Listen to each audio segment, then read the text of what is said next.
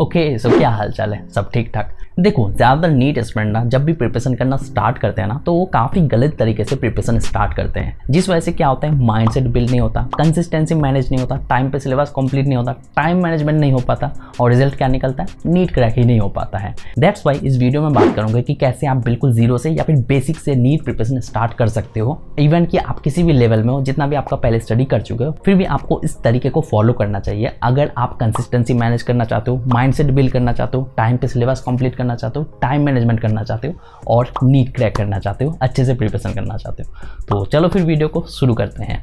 Preparation start करने के लिए ना सबसे पहले तो 3 चीज़ें बहुत ज़्यादा इंपॉर्टेंट है। पहला आपका प्लान या फिर स्ट्रेटेजी, ये तो इंपॉर्टेंट है ही, उसी के साथ आपका टारगेट और उसी के साथ एक प्रॉपर शेड्यूल। ये तीनों चीज़ बहुत ज़्यादा इंपॉर्टेंट है। इसके ऊपर डिटेल वीडियो लेकर आ जाऊँगा, उसको भी देख लेना या फिर लिंक एक बार डिस्क्रिप्शन में चेक कर लेना, ठीक है। तो अभी आपको सबसे पहले क्या करना है, आपको जो है खुद को एनालाइज करना है, सेल्फ एनालाइज ना बहुत ज़्यादा इंपॉर्टेंट है। कोई भी चीज़ स्टार्ट करने से पहले ना उस चीज़ में अगर सक्सेस पाना चाहते हो तो पहले खुद के बारे में जान लो, यानी कि अभी आप हो कहाँ पे, पहुंचना कहाँ पे है, किस तरह से पहुंचोगे, प्लानिंग करना है, ठीक है। उसी के साथ अभी आप इन सब चीज़ों में टाइम वेस्ट करते हो, आपके डिस्ट्रैक्शन क्या है, एडिक्शन क्या है, उन सब चीज़ों को ठीक करना है। बाकी जिन सब चीज़ों में एक्स्ट्रा टाइम देते हो उसको आपको धीरे धीरे लिमिट में लेके आना है। तो सेल्फ एनालाइज ना इंपॉर्टेंट है, ये चीज़ करना ज़रूरी है। सेल्फ एनालाइज करने के बाद ही जो है आपको फर्स्ट स्टेप लेना है।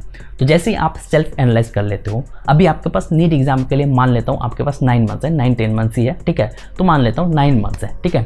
तो अभी आप जैसे ही स्टार्ट करोगे तो फर्स्ट के 60 डेज यानी कि 2 मंथ्स में आपको कुछ बेसिक चीज़ें करना जरूरी है, तभी जो है आप अपना कंसिस्टेंसी बिल्ड कर सकते हो, अपने डिस्ट्रैक्शन को अवॉइड कर सकते हो। क्या करना है, देखो फर्स्ट के 60 डेज में ना आप फोकस करोगे अपने बेसिक्स को क्लियर करने की। हर एक सब्जेक्ट का बेसिक्स क्लियर करोगे।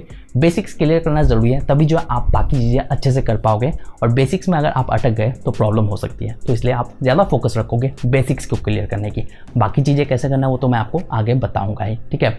उसी के साथ आप ट्राई करोगे कि डेली आप स्टडी करोगे, कंसिस्टेंसी मैनेज करना है। डेली आप जितना भी स्टडी करो, लेकिन डेली आपको स्टडी करना ज़रूरी है, ये चीज़ का ध्यान में रखना। उसी के साथ आप ट्राई करना है कि डेली सेल्फ स्टडी में ना टाइम इंप्रूव करना है, यानी कि सपोज अभी अगर आप 1 घंटा सेल्फ स्टडी में दे रहे हो आज, तो कल ट्राई करोगे 1 घंटा 10 मिनट स्टडी करने की, फिर नेक्स्ट डे और 10 मिनट बढ़ा दोगे। तो इसी तरह से 10 मिनट करके 5 मिनट करके बढ़ाते रहोगे, ताकि आज से 60 डेज के बाद आप सेल्फ स्टडी में एटलीस्ट 6 आवर्स इजीली टाइम दे सको। इस तरह से करोगे ना तो आपके माइंड पे ऊपर ज़्यादा लोड भी नहीं पहुंचेगा।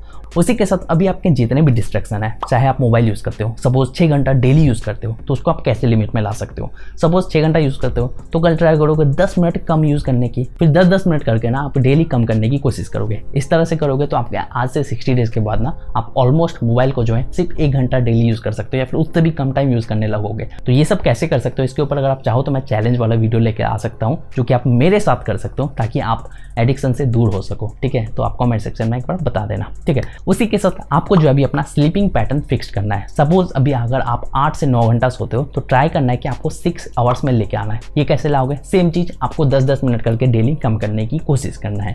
एक बार में कम करने जाओगे ना तो आप नहीं कर सकते हो, कुछ दिन फॉलो करोगे फिर छोड़ दोगे। दैट्स वाई आपको जो है धीरे धीरे कम करने की कोशिश करना है, ठीक है, बेबी स्टेप्स लेना है। तो ये चीज़ 4 चीज़ आप फर्स्ट के 60 डेज में करोगे। अब आप स्टडी कैसे करोगे, देखो सपोज आज डे 1 है और डे 1 में स्टडी करोगे, तो डे 1 में ना आप बिल्कुल सब्जेक्ट के बारे में जानने की कोशिश करोगे, यानी कि कौन सा सब्जेक्ट कैसा है, फिजिक्स कैसा है, बायो कैसा है, केमिस्ट्री कैसा है, तीनों सब्जेक्ट के बारे में जानने की कोशिश करोगे। इवन कि आप जानते हो फिर भी आपको जानने की कोशिश करना है। अगर जानते हो कोई दिक्कत नहीं, आप नेक्स्ट लेवल ट्राई कर सकते हो, ठीक है। प्लान वाले वीडियो को देख लेना, उससे आपको समझ में आ जाएगा कि मैं क्या बता रहा हूँ, ठीक है। तो डे 1 को आप बस सब्जेक्ट के बारे में समझोगे, इसलिए समझना है ताकि आपके माइंड के ऊपर ज़्यादा लोड ना पहुँचे, ठीक है। आप सब्जेक्ट को समझोगे, आप चैप्टर्स कितने ये जानोगे, चैप्टर्स को एनालाइज करोगे, कितने टाइप के, किस टाइप के चैप्टर्स हैं, चैप्टर्स का नाम लिख ले। डे 1 में ये आपको सिंपली करना है। डे 2 में आप बायो को स्टडी करोगे। बायो के बिल्कुल आप जो है बेसिक चैप्टर्स को स्टडी करोगे। फर्स्ट चैप्टर को समझने की कोशिश करोगे, जूलॉजी का भी और बोटनी का भी। फर्स्ट चैप्टर समझोगे और थोड़ा बहुत यूट्यूब से भी वीडियोस देख के उस चैप्टर के बारे में समझ सकते हो। डे 3 को ना आप केमिस्ट्री के बेसिक समझोगे। केमिस्ट्री के हर एक चैप्टर का बेसिक समझने की कोशिश करोगे, तीनों पार्ट का, फिजिकल, केमिस्ट्री, ऑर्गेनिक, इनऑर्गेनिक, तीनों पार्ट का जो आप बेसिक समझने की कोशिश करोगे, यूट्यूब से हेल्प लोगे, ठीक है। उसके बाद फिजिक्स के लिए भी आप सेम चीज़ बेसिक्स क्लियर करने की कोशिश करोगे और फॉर्मूलाज का लिस्ट ट्राई करना लिख लेने की, ठीक है। तो इससे क्या होगा, आपका जो है धीरे धीरे माइंडसेट बिल्ड होगा स्टडी के लिए और इंटरेस्ट जगेगा। तो फर्स्ट 4 दिन में आपने ये कर लिया, फिर फिर उसके बाद जो है तीनों सब्जेक्ट को धीरे धीरे बैलेंस करके स्टडी करने की कोशिश करोगे। और उसी के साथ आपका कोचिंग वगैरह तो रहेगा ही, लेकिन अभी कोचिंग में क्या होगा कि ज़्यादा से ज़्यादा आपको जो है टास्क दिया जाएगा। बहुत सारे कोचिंग में होता है, बहुत सारे कोचिंग में बिल्कुल बेसिक से स्टडी कराता है, लेकिन ज़्यादातर कोचिंग ना अभी आपको स्टडी बेसिक से नहीं कराएगा, बिकॉज उनके हिसाब से आप तो बेसिक्स जानते हो। अगर आपका बेसिक्स क्लियर नहीं है ना, तो ट्राई करना अच्छे से बेसिक्स को क्लियर करना है फर्स्ट के 60 डेज में। जल्दी हो जाए तो अच्छी बात है, आप स्पीड पकड़ सकते हो धीरे धीरे, ठीक है। तो आप 60 डेज यहाँ पे मैं कंसीडर करके चलता हूँ। बेसिक्स क्लियर के साथ साथ आपको जो कोचिंग से टास्क दिया जाता है ना, उसको भी करोगे, उसी के अकॉर्डिंग स्टडी करोगे, लेकिन साथ ही साथ आप यूट्यूब से हेल्प लेके बेसिक्स को क्लियर करने की कोशिश करोगे। बेसिक्स चैप्टर जितने भी चैप्टर्स हैं ना, आप चैप्टर के बारे में समझ सकते हो, चैप्टर का लेक्चर देके चैप्टर को क्लियर कर सकते हो। कोचिंग के साथ तो आप स्टडी करोगे ही, ठीक है। तो इस तरह से आपको बहुत ज़्यादा हेल्प मिलेगा स्टडी में, आपका कंसिस्टेंसी मैनेज होगा और आपका माइंडसेट बिल्ड होगा स्टडी के लिए और अच्छे से स्टडी कर पाओगे। अब बात करता हूँ कुछ इंपॉर्टेंट चीज़ें जो अभी आपको रखना ज़रूरी है या फिर करना ज़रूरी है। सबसे पहला चीज़, अभी स्टडी स्टार्ट करने के लिए ना आपको एक फिक्स्ड प्लेस फिक्स्ड कर लेना है, यानी कि जहाँ पे आप डेली स्टडी करोगे वहाँ पे बैठने से ही आपको स्टडी करना है और उस जगह पे कोई भी डिस्ट्रैक्शन के लिए चीज़ नहीं होना चाहिए, बस स्टडी से रिलेटेड मटेरियल्स ही होना चाहिए। सेकंड चीज़, आपको डेली टू डू लिस्ट बनाना है, यानी कि आप पूरे दिन में क्या क्या करोगे आज, उसके लिए आप टू डू लिस्ट बना लोगे।